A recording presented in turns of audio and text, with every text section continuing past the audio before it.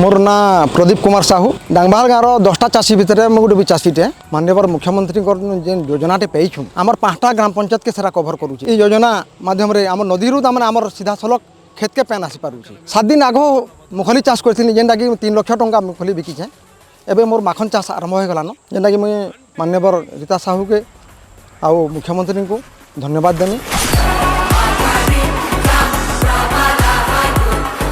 बहुत किसी आम इन दुख कष्ट चलूलु किंतु यहाँ रोड रास्ता चिकचिक होगला चाष जमी उन्नतिकरण है मेगा प्रोजेक्ट लगला जार द्वारा कि आम आम चाष जमी जेन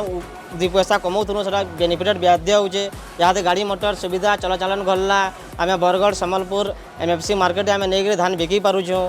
आमर बाहर के जिनिस मगवार बोला डायरेक्ट बस चलुचे डायरेक्ट आसी पारुचे।